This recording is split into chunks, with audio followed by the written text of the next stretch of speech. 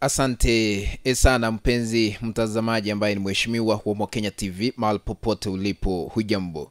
Karibu katika uchanganuzi wa siasa ili nikueleze yale ambayo yalikuwa yanaendelea haswa katika ziara ya maendeleo ya Rais William Ruto katika eneo la Mlima Kenya, kisha baadaye nitakuwa nachanganua moja kwa moja.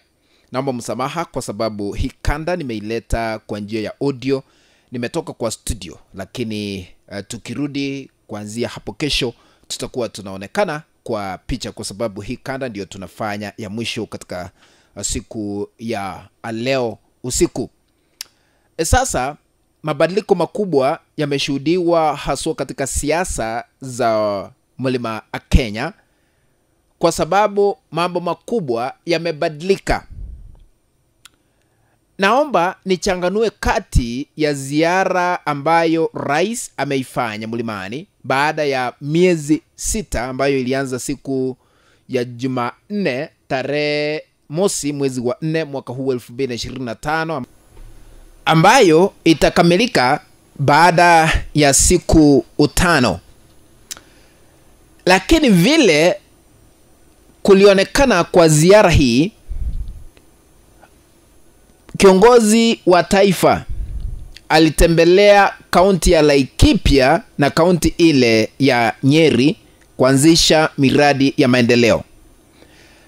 Lakini wakati tunafanya uchanganuzi sasa hivi, Ruto hakushangiliwa vile alikuwa anashangiliwa enzi zile za nyuma wakati wa kufanya kampeni hapa na pale.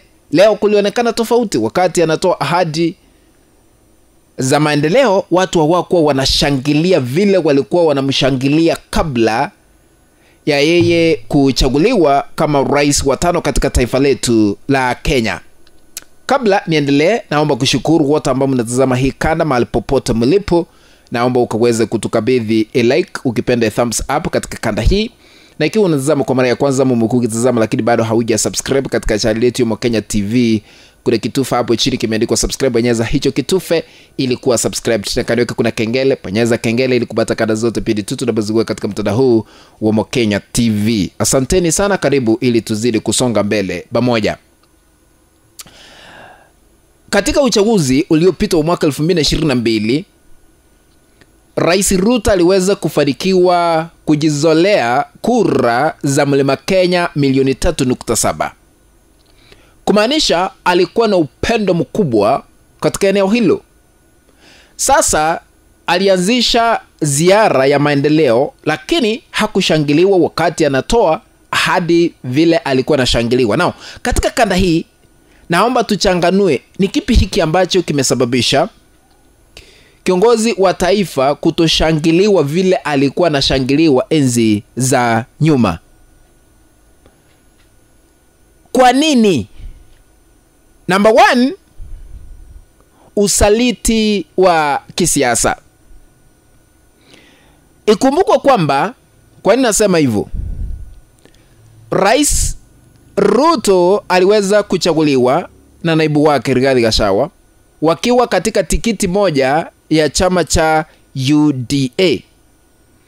Lakini baada ya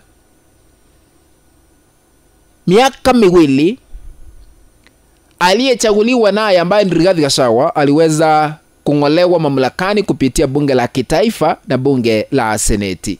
Huenda hii imechangia kwa sababu Ruto amerudi katika eneo la Mlima Kenya pasipokuwa na Rigathi Gachagua ambaye waliweza kuchaguliwa naye. Huenda hii ilisababisha wakazi kuchukulia kwamba waliweza kusalitiwa kwa sababu mtoto wao aliweza kongolewa mamlakani. Na huenda haya yote yakaunda picha tofauti ya kumshangilia ama kumpenda kiongozi wa taifa. Lakini kiongozi wa taifa kurudisha uhusiano mwema ni kufanya maendeleo ili kuconvince wapiga kura wa Mlima Kenya ili kurudisha upendo aliokuwa nao wakati anaonekana kule na kushangiliwa vile alikuwa anashangiliwa hapo awali. Namba 2, kwa nini tofauti imeonekana ya kisiasa kwa kushangiliwa kwa Rais William Ruto? Kwa sababu leo hakukuwa na vigelegele vile ilivyokuwa inashuhudiwa kabla ya yeye kuchaguliwa. Namba 2, sababu ingine ni wakaazi wanataka kuona maendeleo wala sio ahadi ambazo haziko na maendeleo. Sasa hivi Ruto ako kwa mtihani, hata yeye mwenyewe alisema ya kwamba amekubali kuwa na mtihani, na mtihani huo utakuwa marked baada ya miaka 5 haswa katika eneo la Mlima Kenya kwa kuzindua miradi ya maendeleo, kufanya miradi ya maendeleo. Sasa people are waiting to see if our promises are going to be fulfilled before 2027 general elections.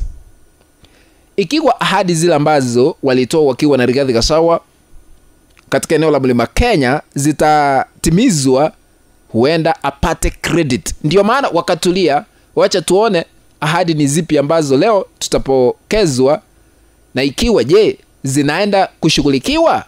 So people are waiting to witness themselves if projects are going to be done in Mount Kenya region. Ndio maana wametulia waone ni kipi ambacho kinaenda kutendeka. Number 3, kwa nini hakushangiliwa? Rigathi Gachagua aliweza kusema ya kwamba Ruto akikuja eneo la Mlima Kenya, ilikuwa siku ya Jumatatu wakati alikuwa eneo la Mlima Kenya,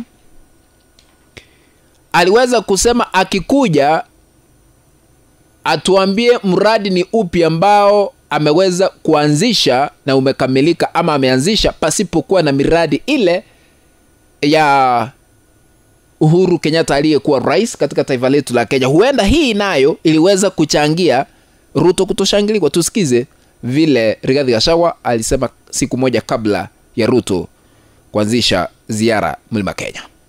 Sisi tunataka kumwambia William Ruto, wewe unakuja hapa Mlima Kenya, ukuwe mtu ya kuongea ukweli. Project zile zote ziko hapa katika mlima ni zile zilianzishwa na Rais Uhuru Kenyatta. Hakuna project hata moja yako. Kwa hivyo wewe ukija hapa useme project umefanya ni gani. Zile project ziko ni za Uhuru Kenyatta, umekataa kumaliza. Lakini usikuje kudanganya watu ya Mlima Kenya. Ati leo jioni ameita Inoro na Kameme akuje kudanganya nyinyi. Mutamusikiza. Ni modo wa maheni katu wa maheni. Hiyo sauti ni ya Rigathi Gachagua. What do you think? Kuna mabadiliko ya kisiasa katika eneo la Mlima Kenya? Utatuandikia katika sehemu ya maoni. Kufikia hapo mpenzi mtazamaji, ndipo natia kikomo katika uchanganuzi wa masuala haya ya kisiasa. Tukutane katika kanda ambayo nitatengeneza hapo baadaye. Naomba tu kaweze kutupea a like ikiwa hauja subscribe. Kuna kitufe hapo chini kimeandikwa subscribe, bonyeza hicho kitufe ili kuwa subscribed, na kadi yake kuna kengele, bonyeza kengele ili kupata kada zote pindi tu tunapozungua katika mtandao huu wa Mokenya TV. Sambazia wengine katika mitandao mbalimbali, na tukutane katika kanda ambayo nitatengeneza hapo baadaye. Bye bye for now, ladies and gentlemen. Be blessed. Ladies and gentlemen.